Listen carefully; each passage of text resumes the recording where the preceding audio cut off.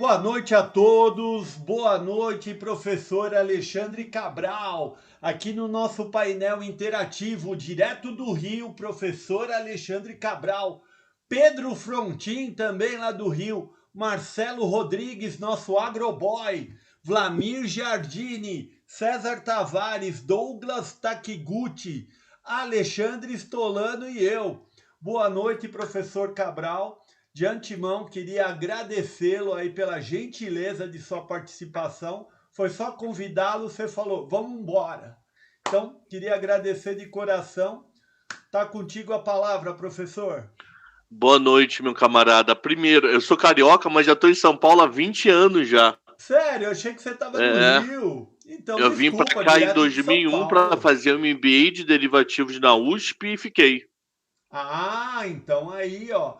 E outra hora também eu fui fazer uma breve apresentação, em vez do IBMEC, eu falei do INSPER. Quero corrigir duas grandes instituições. Daí, se o senhor quiser fazer uma breve apresentação sua, né? Mas todo mundo conhece, mas só aí, ó, por exemplo, achei que você estava no Rio. Mas daí a gente toca pau na máquina. Vamos lá, deixa eu me apresentar rápido. Eu comecei no mercado no dia 1º de junho de 93 e de forma rotineira como funcionário até 20 de fevereiro de 2009, às 16h30 na época. Eu comecei a trabalhar na CVM, que é o órgão responsável pelo mercado financeiro, o regulador. Depois da CVM eu fui para o Pactual, fiquei no Pactual, hoje a maioria conhece como BTG. No Pactual, no Rio, eu fiquei de 93 a 98.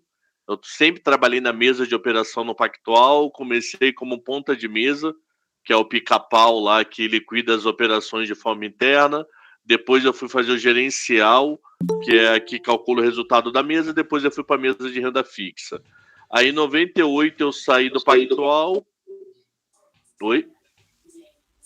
Em 98 eu saí do Pactual e ainda no Rio fui trabalhar numa corretora, mas no braço do family office dela, que era a corretora Norsul aí no Rio. Ela não existe mais.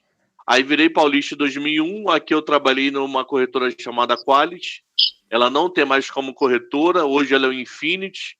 Jason é o economista ativo da Infinity no Twitter, então a gente não chegou a trabalhar junto, mas foi a mesma instituição.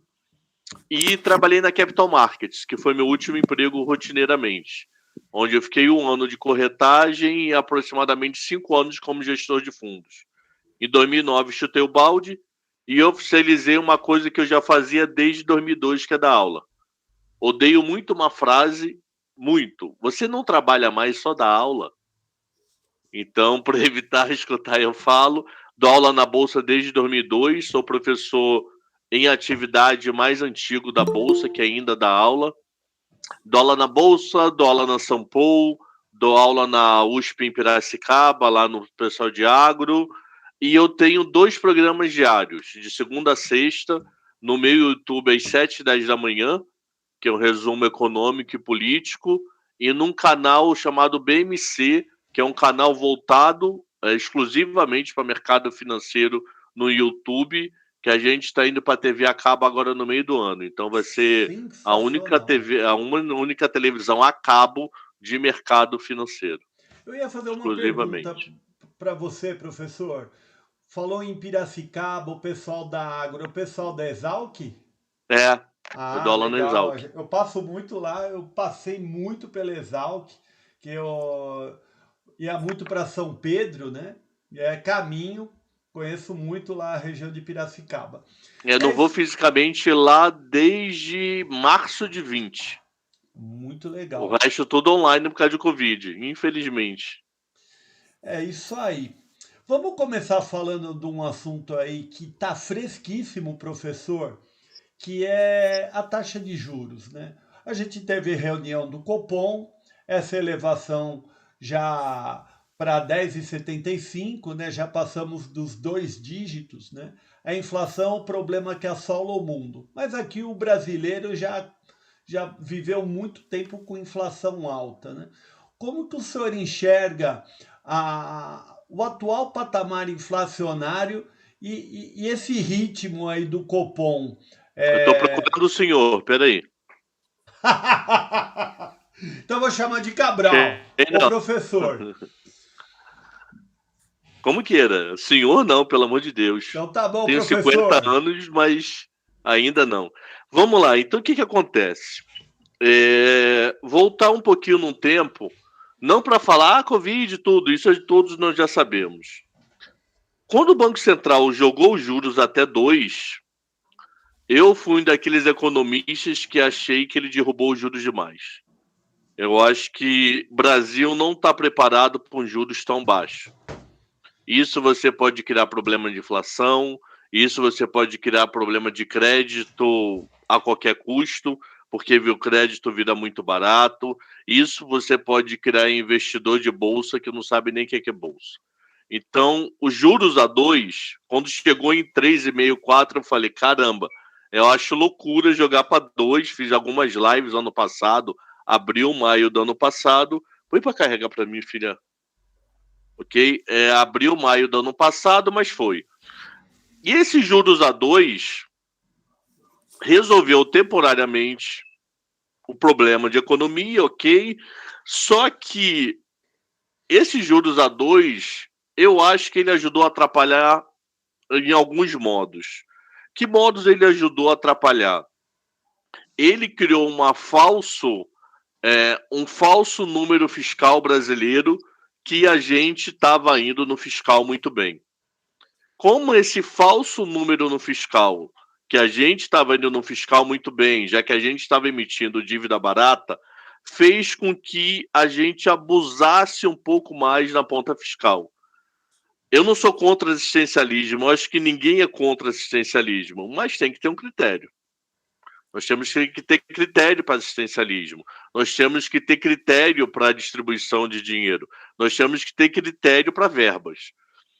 E isso fez que, como o lado do fiscal estava mais calmo, então vamos gastar um pouco mais. Ok.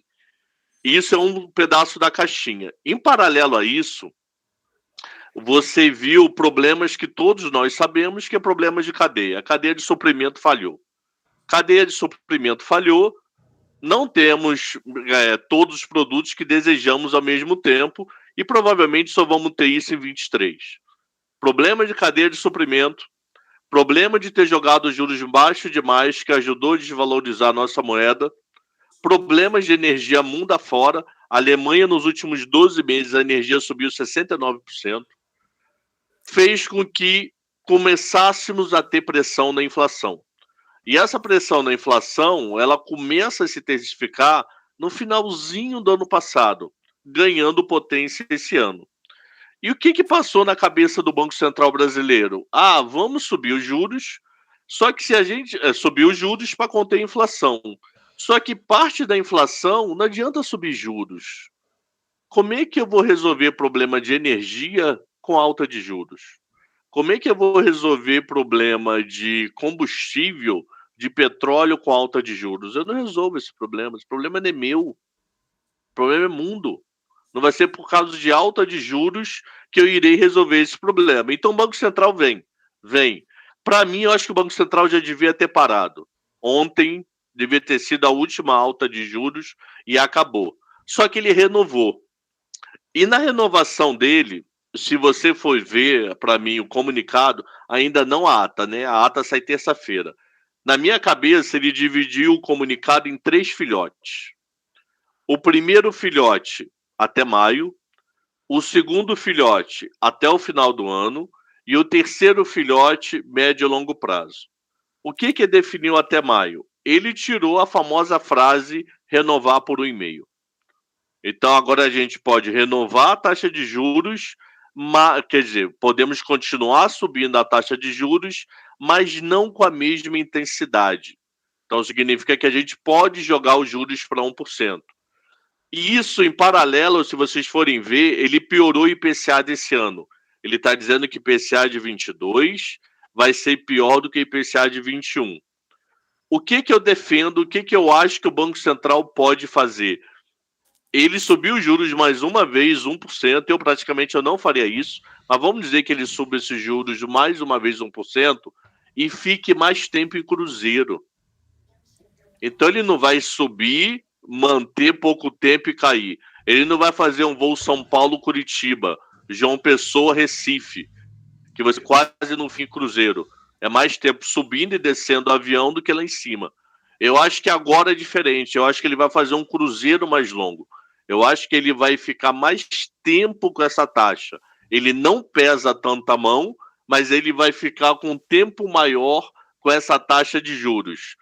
O que se acreditava que ele já podia cair em outubro, pode ser que ele só caia em dezembro ou quem sabe ano que vem, nas reuniões de 23.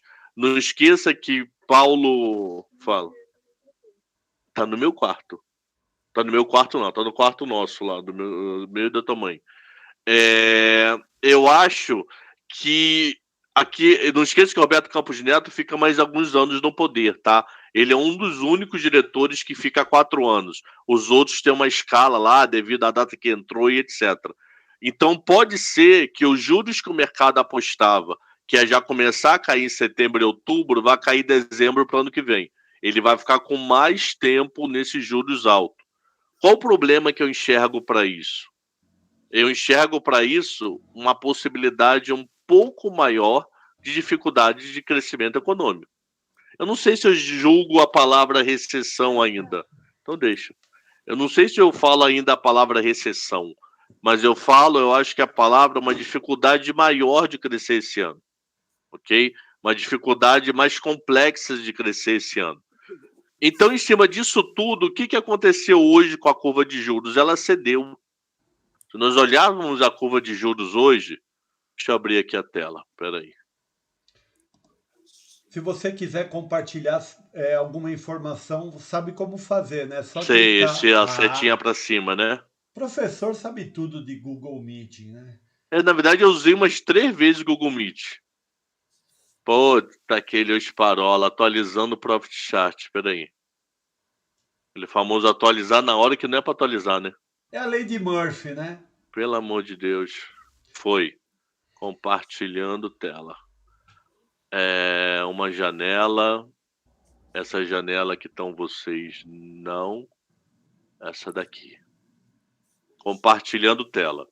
Então, se nós formos ver, esperar você estar apresentando a tela. Para evitar efeito de espelho infinito, não compartilhe sua tela inteira nem a janela. Ignorar. Então, se vocês forem ver aqui, ó, a curva de juros hoje, ela cedeu, a ponta curta subiu um pouquinho, mas nada relevante, e a média toda cedeu, ó.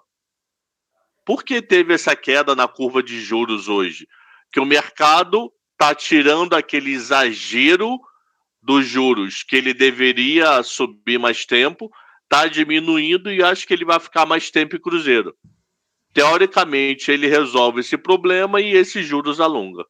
E fica mais, esses juros caem no futuro. Aí vocês vão falar para mim, poxa, Cabral, mas a ponta longa da curva hoje caiu. Por que a ponta longa da curva hoje caiu? Todos aqui sabem o que é uma NTNF? Alguém não sabe? Problema nenhum não saber, eu explico. É só para não ser repetitivo. Pode eu não falar, sei. professor. Então vamos lá. NTNF, ele é um título pré-fixado que ele paga cupom semestral. Então, a cada semestre, a cada X período, entra uma grana no seu bolso, a cada 6 meses. É um papel que gringo é apaixonado. Gringo ama NTNF, ok? Deixa eu só mostrar para vocês um relatório aqui, deixa eu abrir. Eu acho que vai pagar dia 15 agora. Não, essa é NTNB. NTNF é sempre cabeça de mês. A B que paga 15. A F geralmente é 1º de janeiro ou julho, mas a maioria é 1º de janeiro. Cadeia de relatório da dívida. Relatório da dívida. Eles tentaram mudar Tesouro IPCA, Tesouro Selic, mas eu também gosto da nomenclatura antiga. Na verdade, o mundo de tesouro direto é zero nada na dívida pública, né?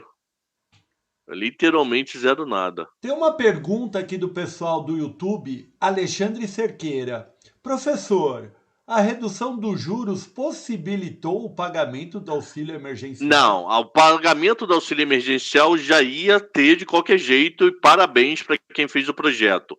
Só que a diminuição dos juros deu a ilusão que nossas contas estavam melhores do que deveriam estar. E isso está tudo estourando agora. É aqueles 89,1 bilhões, né? Então ia ter independente dos juros. Então deixa eu mostrar aqui para vocês um detalhe. Cadê a janela, meu Deus? Cadê a planilha? Aqui. Compartilhar. Então isso aqui é um relatório, relatório da dívida pública. O Tesouro divulga esse relatório mensalmente, tá? É toda a nossa dívida pública. O que eu quero mostrar para vocês é uma aba aqui embaixo. É essa aba aqui. O que essa aba está me dizendo? Eu quero ver como o gringo compra a dívida brasileira, não residente. Gringo não gosta de dívida brasileira atrelada à Selic. Então, título atrelado à Selic, que é a LFT, representa 1% de todo o estoque está na mão de gringo. Historicamente, pode ver que o maior número está aqui, 2,44. Então, gringo não gosta da de título. inflação, né, professor? Oi? As NTN são atreladas ao IPCA e inflação. Sim, a LFT, que é essa daqui, LFT aqui em cima, ela é atrelada à taxa Selic. Hoje ela roda 10,65. Gringo não gosta desse papel. LTN é um papel pré-fixado. Gringo já gosta. Ele já tem 23% dessa dívida. Então, hoje é dia de leilão de LTN. Hoje era um dia bom para acompanhar o que gringo pensou da nossa dívida. Mas eu não quero olhar para a LTN. Eu quero olhar para a NTNF. Indexada à inflação, gringo tem 3%. Então, aquele papo, gringo vem procurar juros reais no Brasil. Mentira. Mentira. Tá nem aí para juros reais no Brasil. Ele tem 3% da nossa dívida indexada à inflação. E olha essa próxima aqui. NTNF, que é um título pré-fixado indexado a cupom. Gringo tem 46% de todos os títulos emitidos no Brasil. Então isso daqui é a melhor prova para enxergar se gringo está gostando ou não de Brasil. Como eu descubro isso? Toda quinta-feira tem leilão desse título. Toda quinta. Sem nenhuma exceção. Toda quinta-feira, de 11 a 11h30 da manhã, tem leilão. E hoje foi um dia de leilão. Hoje nós tivemos leilão desse título. E o que aconteceu com o leilão desse título? Eu atualizei, eu não lembro se eu atualizei. Senão a gente pega em outro lugar. Deixa eu ver se eu atualizei aqui. Hoje é 23 de fevereiro. Eu não atualizei. Então vamos lá no site do Tesouro.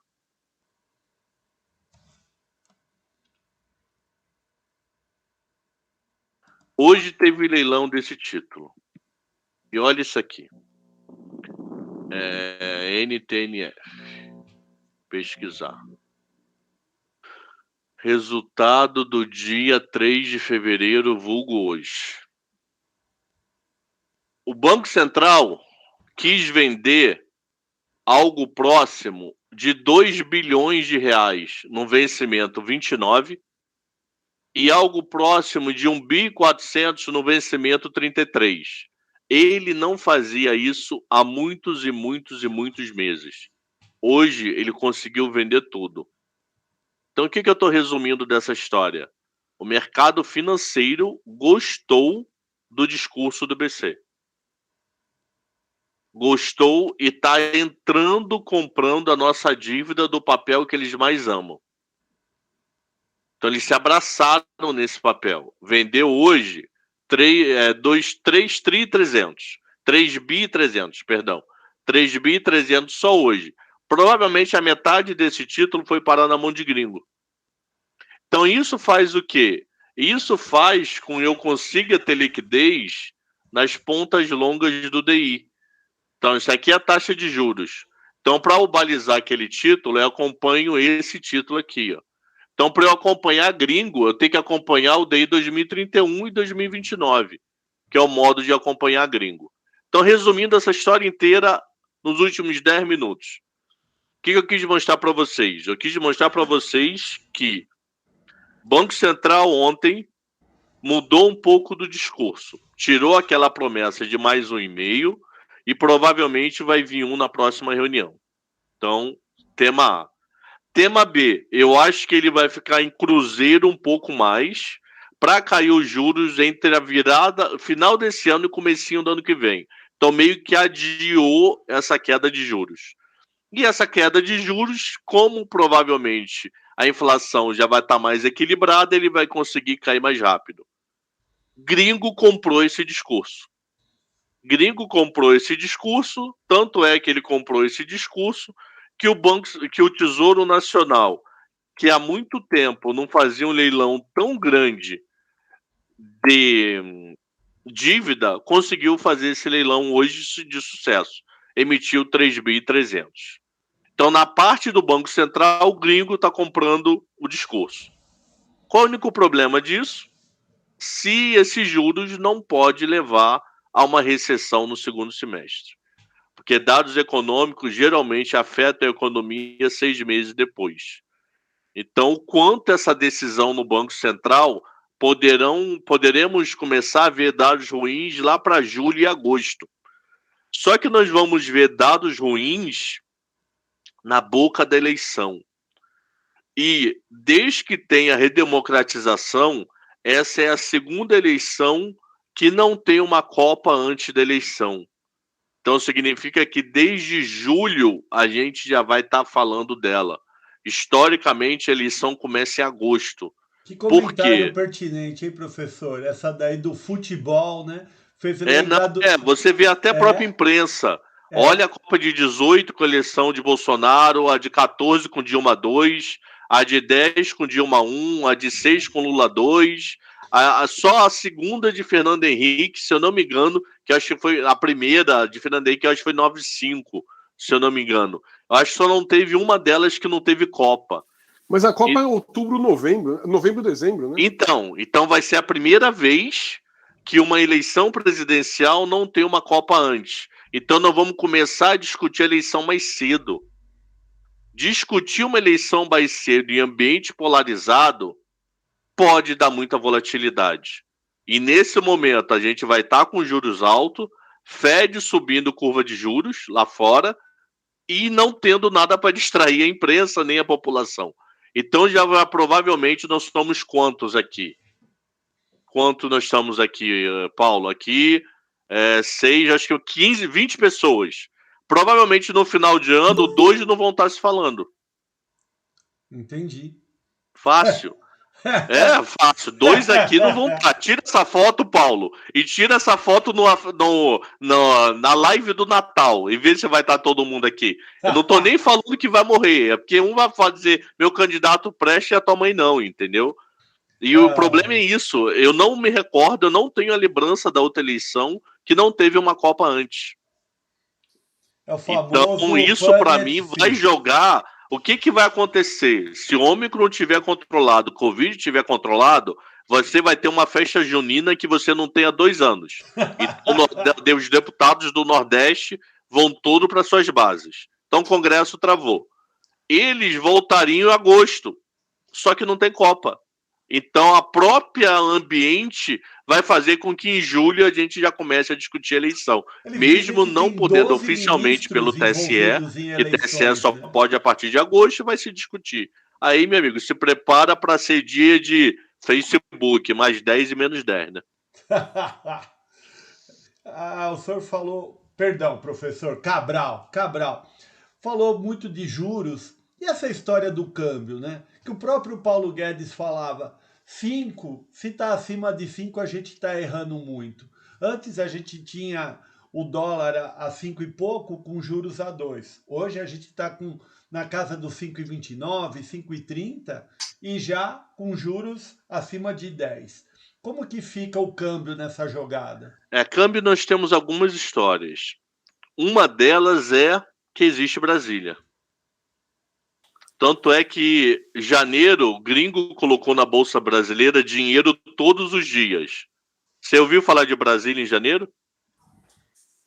Pô, até Bolsonaro, maluco, pegou um atestado médico na volta das férias, rapaz. Ficou mais uma semana lá, graças a Deus não deu nada. O médico falou, ali não tem nada. Foi porque ele comeu camarão, até Bolsonaro. Então Brasília não funcionou em janeiro. Deixa eu mostrar para vocês outra planilha aqui. Né? Farofa, camarão, né? Pô, então qual é o problema? Sem Brasília, gringo tá olhando com o Brasil com outros olhos esse ano. E vamos explicar o porquê. Primeiro, deixa eu abrir uma planilha. Olha essa planilha aqui. Você está apresentando. Essa planilha é a entrada de fluxo estrangeiro esse ano para a Bolsa. Repara o seguinte. Em todos os pregões desse ano, gringo aplicou no Brasil. Não teve nenhuma exceção. É tudo positivo. Independente da Bolsa subir 1,80 ou cair 0,39. E se nós tirarmos esse primeiro de 33, a média diária que gringo está colocando na Bolsa Brasileira... Espera aí que eu queria fazer isso aqui e acabei apertando errado. A média diária que gringo está colocando na Bolsa Brasileira é 1.600. Aqui embaixo, 1.600. Se eu tirar esse outro de 300 milhões aqui, tirar 2 dias, essa média vai para 1.702. Então essa entrada de gringo está sendo dinheiro novo. Se você for ver mês passado, entrou de fluxo estrangeiro para o Brasil para aplicar em bolsa renda fixa 4.900 em dólares. Então o gringo fechou no mês de janeiro para aplicar em bolsa e em renda fixa lá na NTNF 4.900. Se entrou 5.900 para a bolsa, é que um pedaço era dinheiro que já estava no Brasil, ele só mudou de mãos, ele não fechou o câmbio, mas parte considerável é dinheiro novo. Se vocês recordarem, o dólar foi 5,70 no dia 6. Então o que está acontecendo com o câmbio? O que aconteceu com o câmbio para ele chegar nesse ponto? Problema fiscal, furar teto dos gastos. Porque o que acontece? Paulo, você é pai? Sim, sou pai. Eu tenho um menino de 17 anos ingressando agora em engenharia. Quando ele tinha 7 anos de idade, se você tinha algum hábito de dia a dia, tinha chance dele repetir? O meu filho? É. Opa! Pra caramba, né? Muito. Como toda família. Criança é o espelho, olha para os pais. Né? Criança aí você pega Paulo Guedes chegando no Congresso, olha só, quero furar o teto. Aí que gringo para pensar? Puta que lhe esparola. O ministro da Economia quer furar o teto, isso vai virar bumba meu boi, como virou. Então, parte para mim desse dólar é Brasília. Independente de ser o Senado, deputado, STF, executivo, quem for. Parte para mim desse dólar é Brasília. Ok? Não adianta o Banco Central vir que nem um cavalo vendendo dólar, porque não tem comprador. Tem especulador que o ambiente não está saudável. Só que a partir do momento que você já não tem tumulto vindo de Brasília, pode ver, janeiro não teve nada polêmico. A única coisa que teve de polêmico em janeiro foi no finalzinho de janeiro, quando começou o papo de PEC dos combustíveis. STF de férias, Paulo Guedes de férias, Lira de férias, Pacheco de férias, gringo vendo que a Bolsa Brasileira não estava tão cara, aportou 32 bi. Olha o dólar, foi de 63, veio parar em 30. Apanhou muito, né, perto, porque se a gente olha os outros pares, né, eles tiveram uma performance das bolsas muito melhores que o Brasil. Muito melhor do que a brasileira, muito melhor. Então a gente saiu de 70 para 30. Então o nosso câmbio, ele está valorizando esse ano pelo detalhe que, para mim, Brasília ainda não criou nenhuma polêmica, tá tudo no preço, eu ainda não tenho uma novidade vindo, eu não tenho nada ainda de extraordinário. Agora, no finalzinho da tarde, surgiu uma notícia que o Congresso vai desprezar a PEC dos combustíveis do governo e vai usar uma PEC dos combustíveis do PT. Eu ainda não li. Então não sei se é bom ou ruim, se é jogada política, pô, esse aqui passa o teu não. Eu não li. Mas até agora estava parado. Então Brasília sem nenhuma polêmica e nenhuma polêmica no front. Nada de novo para olhar para frente. A pressão de dezembro que a saída de fluxo acabou. Gringo vindo aplicado no Brasil, vocês vão falar, gringo ama Brasil? Gosta. Mas o que é 32 bi? Em 2020, final de 20, tinha 30 trilhões de dólares ganhando juros negativos no mundo. 30 trilhões de dólares. O que é 32 bi? Pra gente é dinheiro pra caramba, mas pra gringo não é tanto. Esse dinheiro pra caramba conseguiu fazer com que esse real valorize. Então, e o real vai continuar valorizando pra frente? Teoricamente, via fluxo de bolsa, sim. Mas nós temos Brasília e nós temos a dificuldade de enxergar o quanto o Fed pode nos prejudicar. Porque pode começar a ter um negócio que a gente chama de flight to quality, voo para a qualidade. Eu vou ganhar no Brasil, em dólar, uma taxa 10 ao ano em reais, dá algo próximo de 3 ao ano em dólar. Vou ganhar 3 ao ano em dólar ou em 25 nos Estados Unidos? Vou pôr em 25 nos Estados Unidos.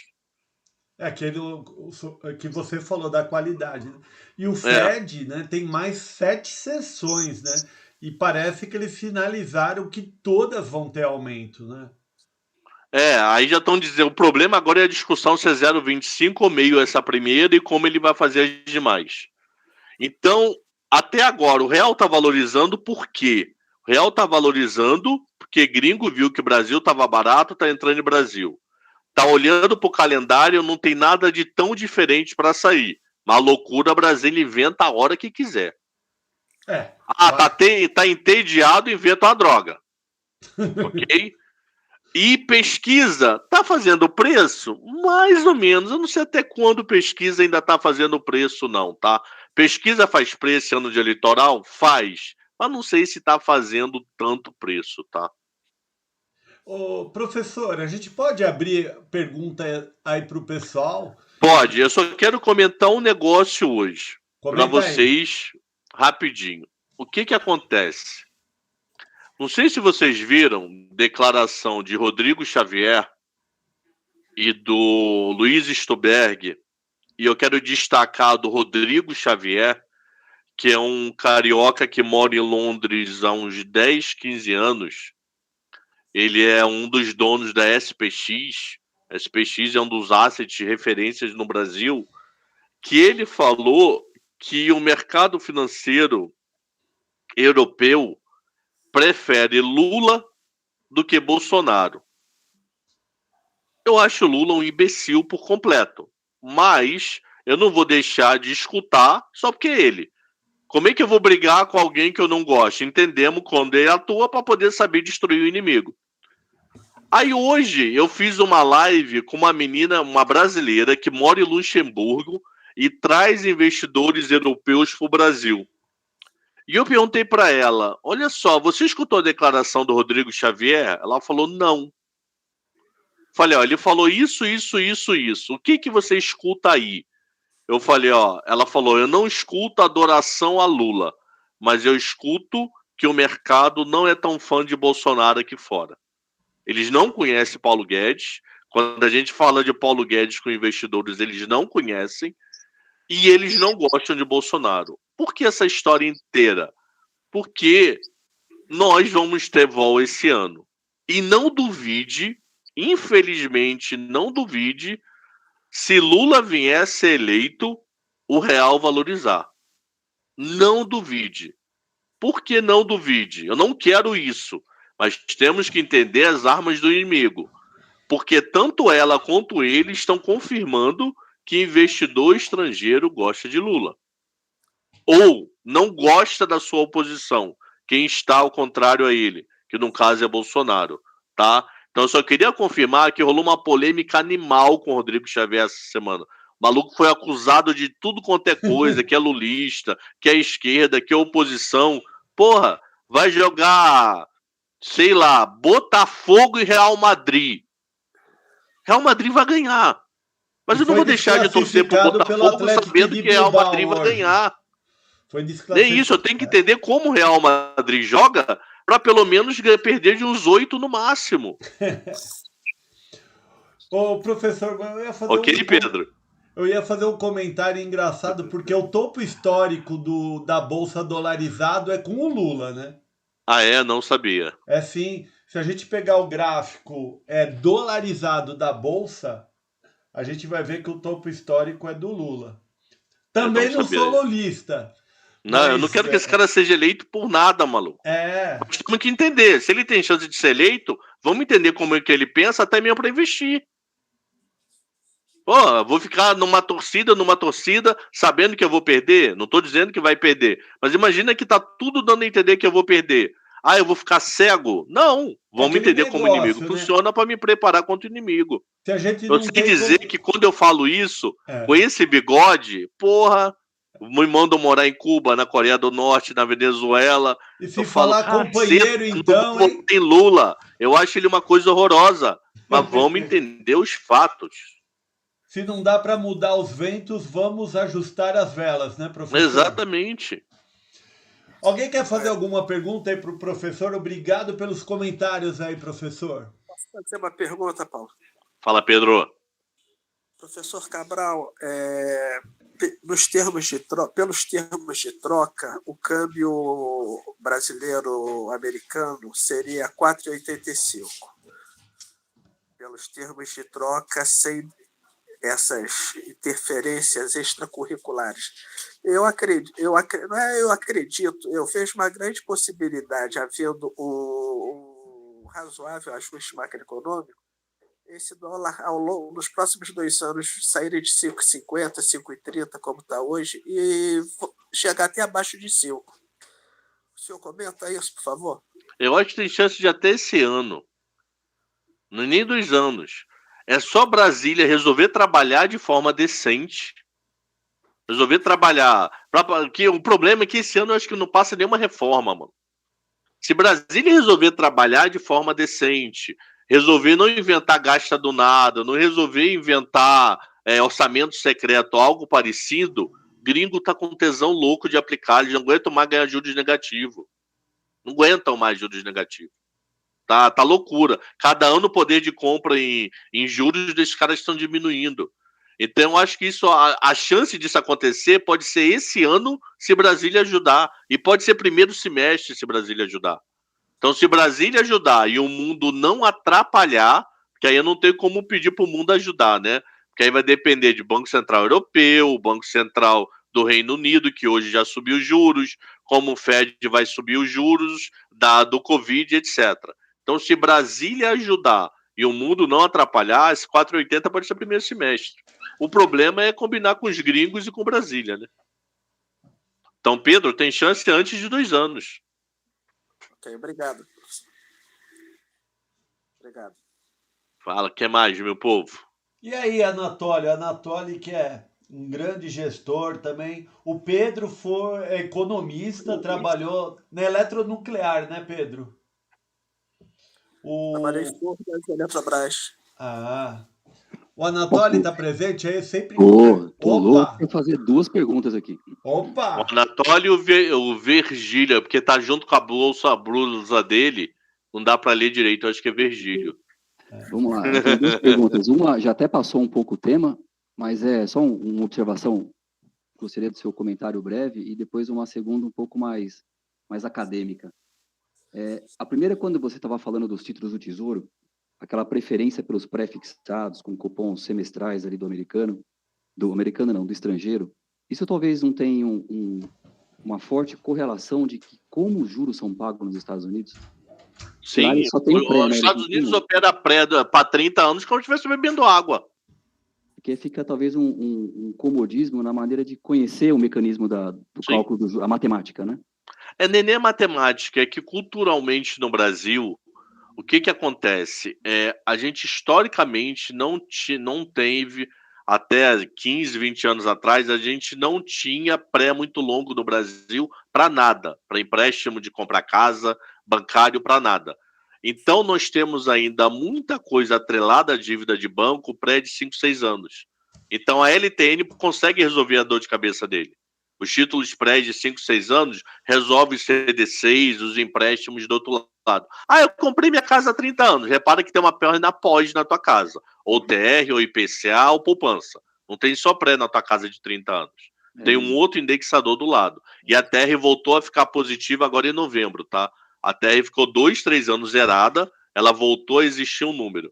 Então, a Anatoly, eu acho que sim, é cultural do investidor estrangeiro entender pré de mais longo prazo. E o Brasil, devido à comodidade do balanço dos bancos, o pré curto consegue resolver melhor. Então, eles operam longo? Operam, mas menos, preferindo o curto, tá? Legal. Agora, a pergunta é que você é um acadêmico, também sou acadêmico, e eu vejo no meu dia a dia, assim, eu vejo algumas dificuldades em conciliar o que a gente aprende na academia, nos livros, nos artigos e tudo, com o que acontece no mundo real. Não sei se você sente essa divergência, e se sim ou se não, o que você faz assim para contornar, né? Sei lá, talvez procurar novos escritores, ler outros artigos. Não, o que acontece? Eu um pouco menos devido às matérias que eu dou. Eu dou muita aula de derivativos, então eu não dou matéria muito teórica. Eu dou muita aula de derivativos, de renda fixa e de macroeconomia focado para mercado financeiro. Então, o que acontece? Muita coisa me recomenda. Qual livro que você me recomenda de derivativos? Eu falei, eu recomendo o livro 1, 2 e 3. Só que 1/3 do meu curso não tem nenhum dos 3 livros. Por quê? Porque foi a vida prática de tanto ganhar ou perder muito dinheiro. A gente explica. 1 mais 1 nem sempre no mercado financeiro dá 2. Muito bom. E na academia já tem esse conceito, né? De se provar, então, de se muita coisa eu não dou ainda do mundo acadêmico. Por quê? Porque as matérias que eu dou acaba sendo mais a vida prática do que a academia. A academia, para mim, foi um acaso. Não foi um que eu queria. Vou contar em 1 minuto a minha história de academia. Eu trabalhava na corretora Quality.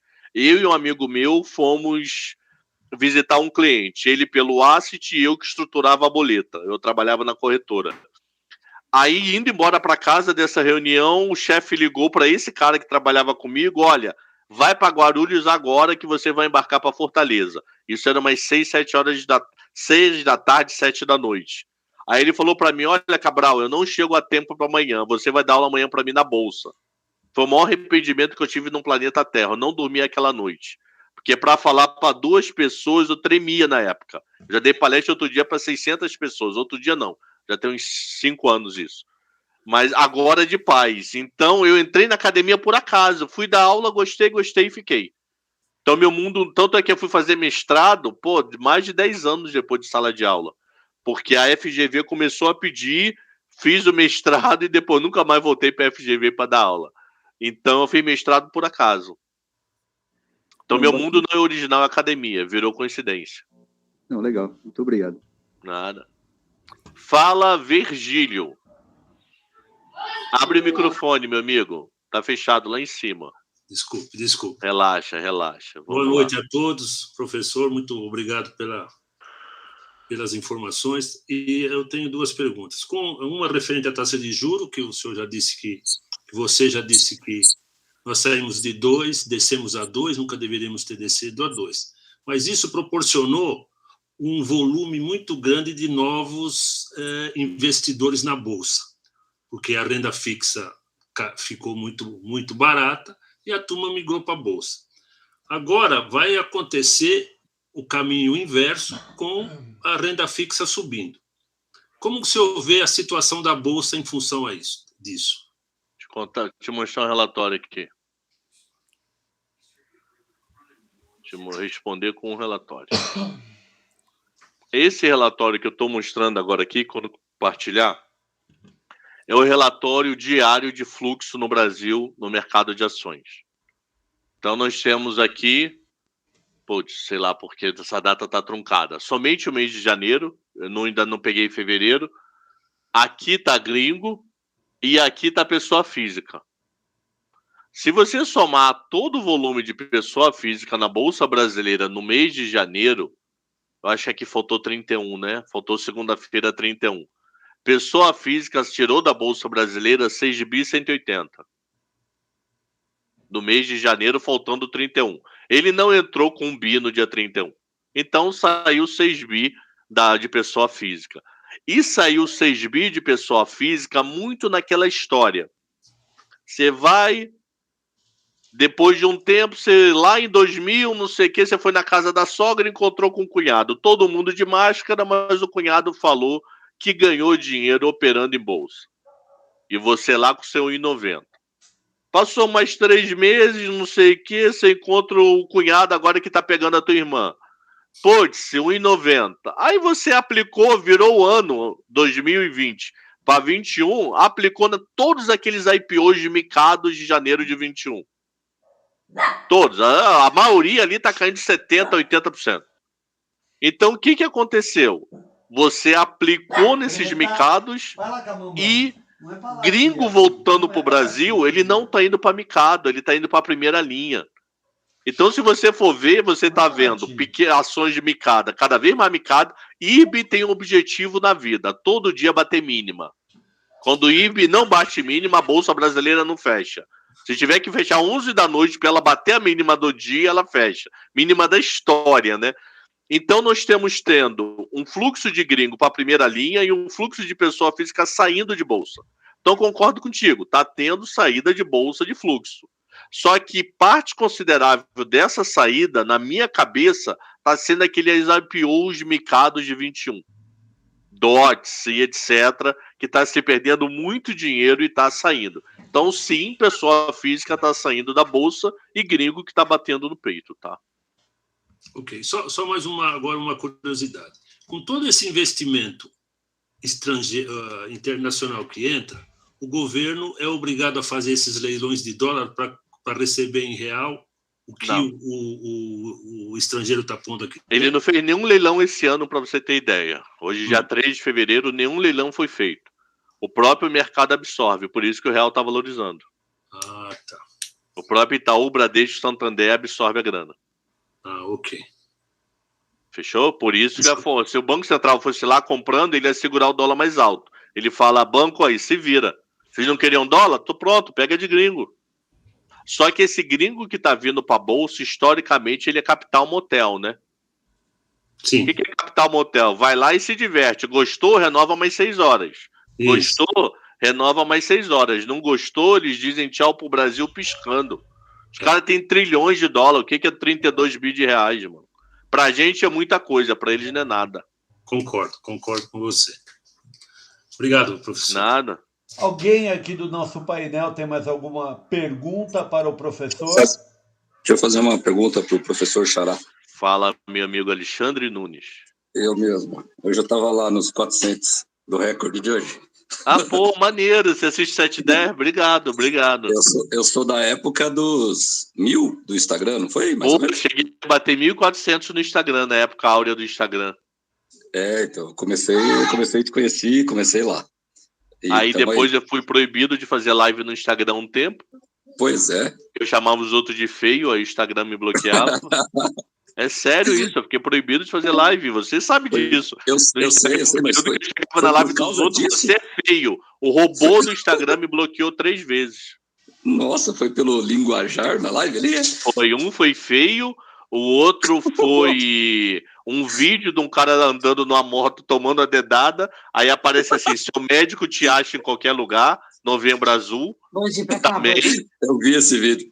E um outro foi que um amigaço, eu cheguei para ele, caramba, esse teu cabelo tá boiola, hein? Putz, esse deu quase 8 semanas. Putz, grilo. Bom, o que eu ouvi hoje cedo lá e talvez eu peça um spoiler de amanhã. Você falou hoje cedo ali que tinha que ver, depois da alta da taxa de juros aqui, como que ia ser o interesse de gringo na venda dos títulos do Tesouro. Isso eu falei aqui um pouquinho mais cedo, a NTNF. Desculpa. Não, relaxa, eu te respondo, relaxa. Eles compraram pesado e isso ajudou a segurar a curva de juros longa, tá? Compraram como há muito tempo não compram pré-fixado NTNF no leilão de hoje. Amanhã eu mostro a tabela redonda que não... Fui ver, a tabela não tá pronta. Aí eu preparo amanhã de manhã. Mas compraram e compraram bem. Não foi pouco, não. Não, bacana, obrigado. Nada. Amanhã eu vejo lá. Fechou. Ó, pra quem tá falando que eu tenho uma live todo dia aqui no meu canal do YouTube, vou fazer um merchan rapidinho, tá, Paulo? Não, você tem toda a liberdade. Só não fica falando feio, boiola, que tem muito aqui. E é perigoso bloquear também o meu canal. Eu tenho um canal no YouTube, que é Alexandre Cabral, que todo dia às 7h10 da manhã. Por que 7h10? Que é muito comum eu começar a dar aula às 7h30. Então, eu tinha que fazer antes. É um esquenta Aí, pra aula. qual ia ser o nome do programa? Encontro com o Ramires? Pô, que horas eu encontro com o Ramires? Imagina, Ramires faz o programa toda quarta. Encontro com o Ramires, que horas? Eu facilitei, às 7h10 da manhã. E o meu, que é 5 horas da manhã? O meu Não, 5 horas da manhã também não. Eu acordo todo dia às 5h40, 6. Então, de segunda a sexta, às 7h10 da manhã, tem o meu 7h10 lá para conversar com o mercado. E eu tenho 2 programas na BMC, que é um sobre bate-papo de mercado às 2 da tarde, e 3h30 eu converso com o grafista. Precisa levar o PC lá para falar dos gráficos e trabalhar junto com o Ogro ali também. Muito legal, o BMC agora passa no Profit, né? Achei bem bacana. Passa desde segunda ou terça-feira, desde dia 1º, hoje terça-feira. Eu comecei a ver essa semana, achei bem interessante. Eu não conhecia o canal. Pô, eu tô na BMC desde que ela era mato, maluco. Literalmente. Lembro quando tinha mato ali, né? Oi? Lembro quando tinha mato ali. Mas um assunto muito atual, essa digitalização, esse mundo virtual, os NFT. Hoje já tem as criptomoedas, mas hoje muita gente fala do NFT. O que o professor acha desse tipo de mercado? Eu conheço a NTF, NFT. Para mim, NFT é um quadro virtual. Em vez de você botar na parede, você liga a televisão. E põe lá o quadro. Eu não entendo porra nenhuma. Também eu não entendo até hoje qual é a função mundial do blockchain. Não, então eu prefiro o NFT. Em operações financeiras, né, de ponto retorno, né, interligação. Mas só ia alertar. O Bruno Fontana, muito bom, parabéns. Aí, não o conhecia, olha só, mas agora tem agora tá vendo a fera que é o professor Alexandre Cabral. Em 7 minutinhos, a gente vai terminar em 6 minutinhos. Alguém tem mais alguma pergunta? Ou o professor queria falar alguma coisa que ficou para trás? Putz, não. Amanhã um perrou curioso. Amanhã sai desemprego americano. Por quê? Porque o Caged, como é que é dividido? O Pierrot corre uma lenda, né? Ele tem fama de ser a primeira sexta-feira do mês. Na verdade, ele é a primeira sexta-feira após o ADP de quarta. Então, se o primeiro dia útil do mês for quinta, o Pierrot é na outra semana. Porque primeiro é divulgado o ADP, que é a primeira quarta do mês, 2 dias depois o Pierrot. O ADP, ele é o primo do nosso Caged, carteira assinada. E tiveram 310 mil demissões em janeiro nos Estados Unidos. Se esperava demissão, mas se esperava contratação de 200 mil e veio demissão de 300. Então, a curiosidade, o que vai vir de Pierrot amanhã? Porque o Pierrot não está falando com a ADP, e o Pierrot é nosso PNAD. O Pierrot parece com a nossa PNAD, é uma pesquisa. Eu não pego números oficiais, eu vou conversando com a população e cria uma pesquisa, como tem em vários países do mundo, não é só Brasil e Estados Unidos que tem isso. E a curiosidade é que PNAD não está batendo com Pierrot historicamente. Quer dizer, Pierrot com ADP. Então a curiosidade do mercado é se esse Pierrot vai confirmar o ADP, quer dizer, demissão em janeiro, se ele vai vir muito pior do que o ADP, porque ele tem vindo pior quando é positivo. O Pierrot positivo está contratando menos do que o ADP positivo no mesmo mês. Então, a grande dúvida de alguns economistas lá fora é: poxa, se o ADP, que é carteira assinada, veio negativo, e nos últimos meses o payroll vem pior do que a ADP, significa que teve 500 mil de demissão, então, em janeiro. Então, 500 mil de demissão pode conferir com o discurso do Fed, que eles estão muito preocupados com o Omicron lá em janeiro.